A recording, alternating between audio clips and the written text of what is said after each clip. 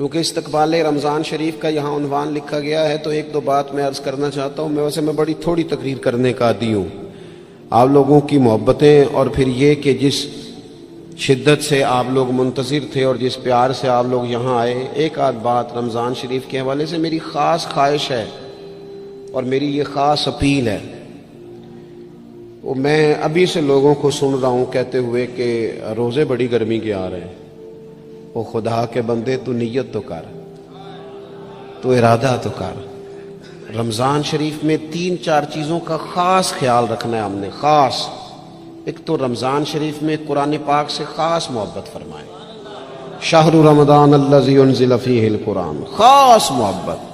الحمدللہ ہمارے ہاں قرآن کے عالم بھی موجود ہیں، حافظ بھی موجود ہیں، بلکہ مسجدیں کم ہوتی ہیں، حافظ زیادہ ہوتے ہیں.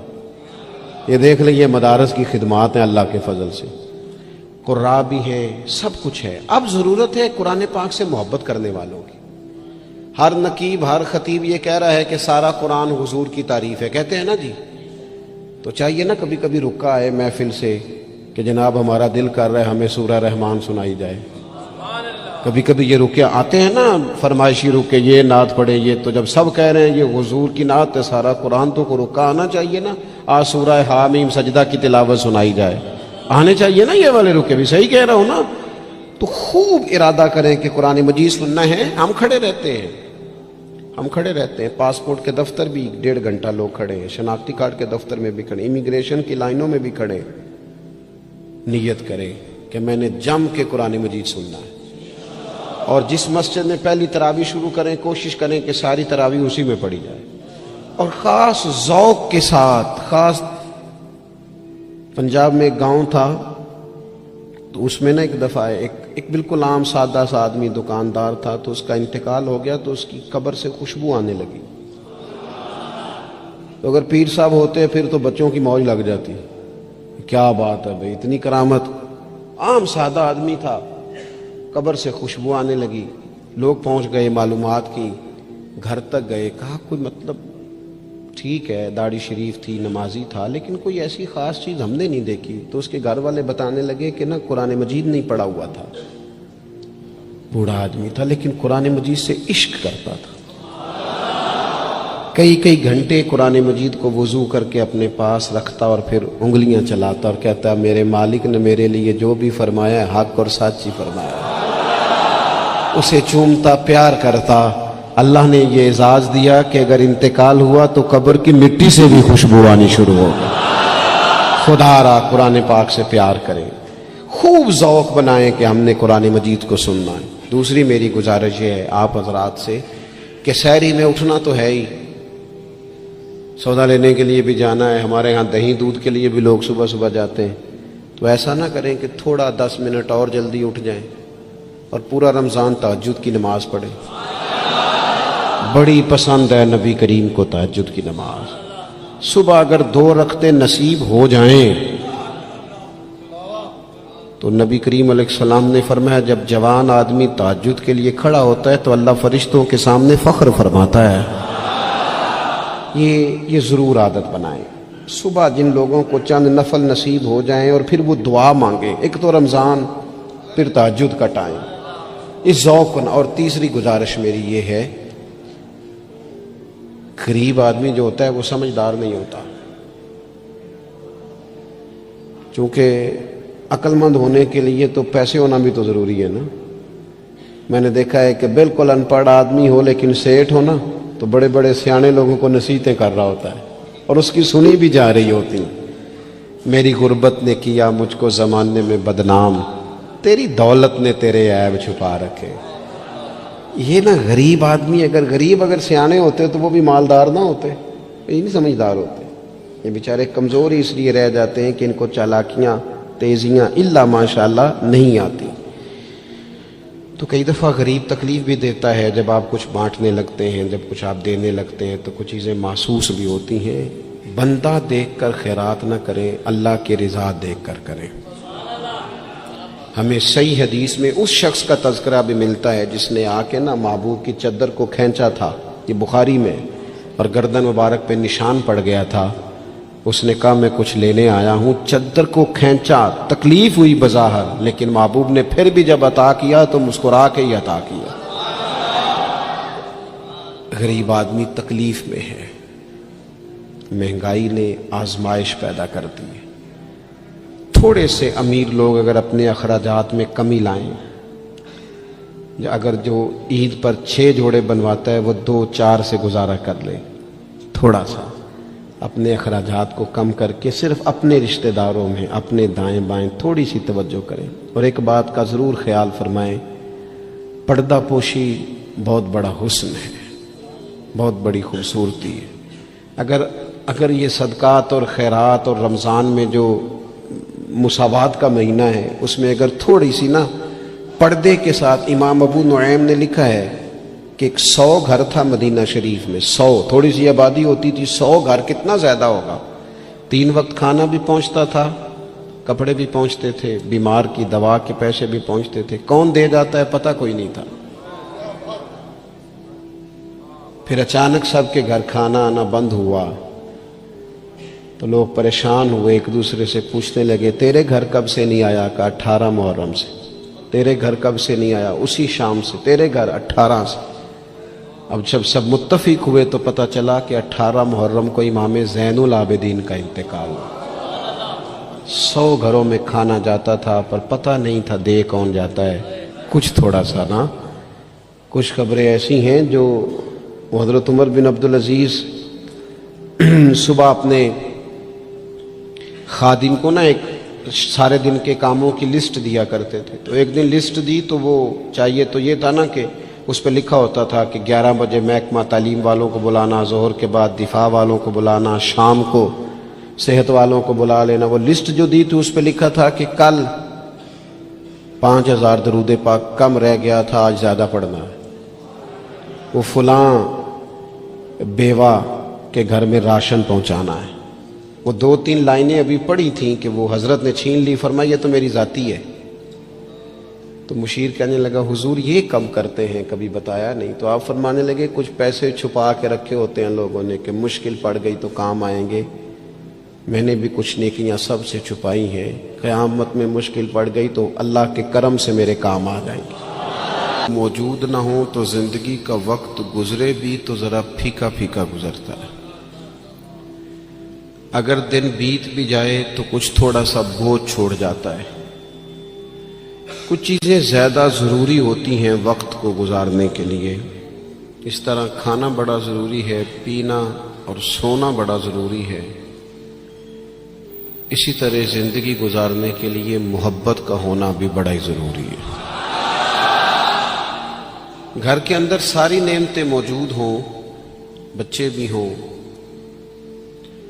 رزق بھی وسیع ہو، گھر بھی اپنا ہو اور کشادہ ہو، ہر چیز موجود ہو، بس میاں بیوی کے درمیان محبت موجود نہ ہو، ساری چیزوں کی موجودگی میں وقت گزارنا مشکل ہو جاتا ہے۔ آپ کی نوکری آپ کے اپنے شہر میں ہو، آنا جانا آسان ہو، سیلری پیکج بڑا اچھا ہو، لیکن جس جگہ آپ ڈیوٹی کرتے ہیں، جاب کرتے ہیں، وہاں جو ارد گرد لوگ رہتے ہیں ان سے محبت کا رشتہ نہ ہو تو ساری سہولیات کے باوجود وہاں جانے کو طبیعت نہیں چاہتی۔ اور میں نے دیکھا ہے کہ اگر کسی جگہ کام کرنے والوں کے بیچ آپس میں محبت کا رشتہ ہو جائے تو لوگ ترقی نہیں لیتے، کہتے میں یہی ٹھیک ہوں، مجھے ترقی نہیں لینی، میرا ذرا دوستوں سے دل لگا ہوا ہے۔ محبت زندگی کی بڑی اہم ضرورت ہے۔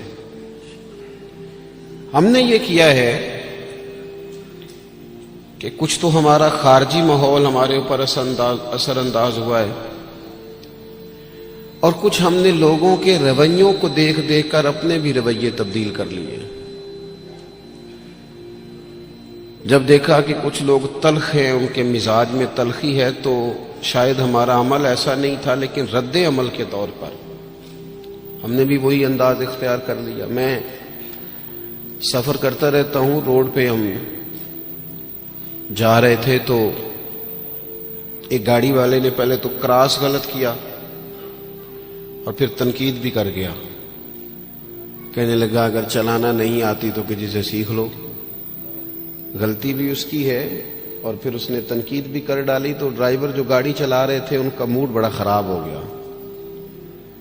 تو میں نے تھوڑے فاصلہ طے کرنے کے بعد ان سے کہا کہ ذرا گاڑی کھڑا کرنا. انہوں نے کھڑی کر دی. تو میں نے کہا میاں اس نے تو جو کرنا تھا وہ کر کے چلا گیا, اب ہم نے تو سفر کرنا ہے کہ نہیں؟ ہم لوگوں کی تلخیاں اٹھا کے اپنے ہاں کیوں لے آئیں؟ اگر کسی کا رویہ درست نہیں ہے تو اس کی بنیاد پر ہم ان ساری پریشانیوں کو اپنے ہاں کیوں لائیں؟ جب محبت چھوٹ جاتی ہے, جب ہمارے لہجے شگفتہ نہیں رہتے, جب گفتگو دھلی ہوئی نہیں رہتی, جب چیزوں پر ہلکی ہلکی گرد پڑتی ہے اور ماحول کے اندر گھٹن پیدا ہوتی ہے, نتیجہ یہ نکلتا ہے کہ وہ سارا کیف دھندلا سا جاتا ہے. دین اسلام کا اگر کوئی دوسرا نام رکھنا چاہے تو وہ دین محبت ہے. ہمیں یہ کہا گیا ہے کہ تم ٹوٹ کر پیار کرو. کس سے؟ اللہ تعالی سے. والذین آمنوا اشد حبا للہ. فرمایا وہ لوگ جو ایمان لے آئے وہ اپنے رب سے شدید محبت کرتے ہیں. شدید پیار کرو اپنے مالک سے, شدید. یہ جو شکر ہوتا ہے نا, شکر, یہ اللہ کی محبت پیدا کرتا ہے. اور یہ جو شکوہ ہوتا ہے نا, یہ اس محبت سے دور لے جاتا ہے. یہ جو صبر ہوتا ہے نا, یہ اللہ کے فیصلوں پر راضی رہنے کا حوصلہ دیتا ہے. انسان ساری تکلیفوں کو اپنے مالک کی جانب سے جب سمجھتا ہے, صبر کرتا ہے, تو اس میں حوصلہ, طاقت اور ہمت آتی. وہ اللہ تعالیٰ کی محبت میں جب اس کو پوری طرح برداشت کرتا ہے تو اس کے اندر اللہ کی محبت آتی ہے. اللہ کی تقسیم ہے, کسی کو امیر بنایا, کسی کو مالی طور پر وہ گنجائش نہ دی. جب رب سے پیار ہوتا ہے نا تو پھر انسان کہتا ہے جو اس نے میرے حق میں بہتر سمجھا تھا مجھے عطا کر دیا. یہ جو صوفیاء ہے نا, صوفیاء, ہمارے ہاں تو بعض چیزوں کا مطلب بھی بالکل الٹ دیا گیا ہے. صوفی کی صرف یہ ذمہ داری نہیں تھی کہ بابا صاحب بیٹھے ہیں تو آپ جائیں گے تو بے اولاد ہیں تو فوراً دعا کریں گے تو اولاد ہو جائے گی. ان کی فقط یہ ڈیوٹی نہیں تھی کہ وہ تعویذ دیں گے تو کام چل جائے گا. یہ بھی وہ کریں گے, لیکن اہل تصوف کی تو اصل ذمہ داری یہ تھی کہ راہ سلوک کے مسافر جب ان کے پاس آئیں اور آ کے کہیں کہ پریشان بھی ہوں, مقروض بھی ہوں, بے اولاد بھی ہوں, بیمار بھی ہوں, تکلیف میں بھی ہوں, جب لوگ اپنے دکھ سنائیں تو وہ ان کے لیے دعا بھی کریں اور ان کے دل میں اللہ رسول کی محبت ایسی پیدا کریں, ایسی پیدا کریں کہ بندہ رب کی رضا پہ راضی رہنا سیکھ جائے. محبت جو ہے نا, محبت یہ مداوا ہے. خواجہ نظام الدین صاحب محبوب الہی رحمت اللہ علیہ کے مرید نے پوچھا کہ حضرت حالات بڑے خراب ہیں, لوگ بڑا تنگ کرتے ہیں, رشتہ دار بھی ستاتے ہیں, دوست بھی بے وفائی کر جاتے ہیں, مخلص ہو کے چلتے ہیں لیکن سامنے سے نتیجہ کچھ نہیں نکلتا. حضور ان مسائل کا کوئی حل؟ تو حضرت فرمانے لگے ان کا حل یہ ہے کہ تو محبت کرنی شروع کر دے. تو سارے مرید بسم اللہ کہہ کے بات قبول نہیں کرتے. کچھ کے پاس کئی جواب بھی ہوتے ہیں, وقتی طور پہ ہاں کر بھی جائیں لیکن اپنے اندر سے وہ جھگڑا بھی کر رہے ہوتے ہیں. تو اس نے کہا حضور وہ بات تو آپ کی ٹھیک ہے, لیکن اگر محبت سے حل نہ ہو مسئلہ تو میں تو پھر محبت کروں گا, لیکن اگر اس سے حل نہ ہو تو حضرت فرمانے لگے نسخہ یہی ہے, اگر حل نہ ہوا تو ذرا خوراکیں زیادہ کر دینا, ذرا تھوڑا سا اس میں اضافہ کر دینا, 2 ٹائم کی بجائے 3 ٹائم کر لینا محبت, پھر 6 ٹائم کر لینا. اسی کو بڑھانا ہے نسخہ. ہم نا جب تک محبت میں کامل نہیں ہوتے, آپ دیکھیں نا, داتا صاحب نے ایک جملہ لکھا ہے. داتا صاحب فرماتے ہیں یہ جو محبوب ہوتا ہے نا اس پر غصہ نہیں آتا, اور جس پر غصہ ہے وہ محبوب نہیں ہوتا. محبوب پر غصہ نہیں آتا. فرماتے ہیں جب رب رسول محبوب ہو جاتے ہیں نا تو پھر سخت احکام بھی بندہ بڑی دل جمی کے ساتھ قبول کرتا ہے. اور اس کے لیے ذرا تھوڑا سا کیا کہا رسول پاک علیہ السلام نے. ہمارے کریم محبوب علیہ السلام نے ہمیں کہا کہ تکمیل ایمان کی شرط یہ ہے کہ تم ہر چیز سے بڑھ کر اپنے نبی سے محبت کرو. ہمیں نا پہلے اس پر غور کرنا ہے، اس پر پوری توجہ کرنی ہے اس بات پر کہ ہمارے دلوں میں محبت کی وہ کیفیات. ہم ساری چیزوں کا حل تقریروں سے چاہتے ہیں. تقریریں بھی بڑا اثر کرتی ہیں، بڑا فائدہ کرتی ہیں، پر لیکن جو اثر کیفیت کرتی ہے نا، کیفیت. آپ کا کوئی اپنا رو رہا ہو تو اسے دیکھ کر خود بخود آنسو آ جاتے ہیں. آپ کا کوئی بچہ خوش ہونا تو اسے دیکھ کر خود بخود طبیعت خوش ہو جاتی ہے. پہلے یہ عملاً دیکھنا ہے کہ رسول رحمت علیہ الصلوۃ والسلام کی محبت ہمارے اوپر کس طرح طاری ہے، اس کی کیفیات. والد صاحب اکثر پریشان رہتے ہیں، کاروبار نہیں چلتا، حالات ٹھیک نہیں ہیں، معاشرے میں سوسائٹی میں گزارا کرنا مشکل ہو گیا ہے. کئی دکھ اگرچہ گھر نہیں لانے چاہیے پر کئی سارے دکھ گھر آ گئے ان کے ساتھ. بچوں نے دیکھا اپنے والد کو پریشان، کئی چیزیں بچوں پر طاری ہو گئیں. بچوں کی اماں نے انہیں بتایا کہ آج کل فرمائش کوئی نہ کرنا، تمہارے ابا پریشان ہیں. آج کل شرارت کوئی نہ کرنا، تمہارے والد ناراض ہیں، غصے میں. یہ ساری باتیں بچوں نے دیکھیں. اللہ کرے آپ میری بات پر زیادہ توجہ فرمائیں. بڑا اچھا نسخہ دیا تھا حضرت قبلہ مفتی صاحب نے کہ کبھی کبھی موبائل چھوڑنے بھی چاہیے. مجھ سے دوست پوچھتے رہتے ہیں باتیں، تو ایک دوست نے کہا کوئی ریاضت، کوئی مجاہدہ بتائیں. تو میں نے کہا پہلا مجاہدہ یہ ہے کہ 30 منٹ موبائل نہیں نکالنا جیب سے. اس پہ عمل کرو، پھر اگلا نسخہ بھی بتائیں گے. لیکن وہ بھی بس مسکرائے تھے، جس طرح صرف آپ بھی مسکرائی ہیں نا، خالی اتنا ہی کیا تھا انہوں نے بھی جتنا کو آپ نے کیا ہے. اور پھر اس کے بعد انہوں نے وہی کیا جس کی مجھے اب بھی امید ہے کہ یہ مجاہدہ مشکل کام ہے. میاں اور بھی غم ہے زمانے میں اس موبائل کے سوا. تھوڑی توجہ کریں، چند ایک گزارشات کرنی آپ سے. آپ غور کریں گے میری بات پر. کئی قسم کی پریشانیاں ہمارے گھر آ جاتی ہیں، ہمارے بچے اس کا شکار ہوتے ہیں اور اس تکلیف اور اس درد اور اس کس کو محسوس کرتے. تو کبھی ایسا بھی تو ہونا کہ رات کو اچانک والد رو پڑے اور جب اس کی آنکھوں میں پوری طرح آنسو بہہ جائیں اور اس کی ہچکیاں بندھ جائیں تو بچے اکٹھے ہو کے اپنی والدہ سے پوچھیں والد کو کیا ہے. اس پریشانی میں اور اس انداز میں تو ہم نے کبھی نہیں دیکھا، کاش کبھی ایسا ہونا. اور جب بچے اصرار کریں تو والدہ کہ بیٹا تمہارے والی بات نہیں اماں بتائیے ابا کو کیا ہے. تو ماں درد سے کہے بیٹا تمہارے والد کو نا نبی کریم کا مدینہ یاد آتا ہے، ان کو حضور کا شہر مبارک یاد آتا ہے.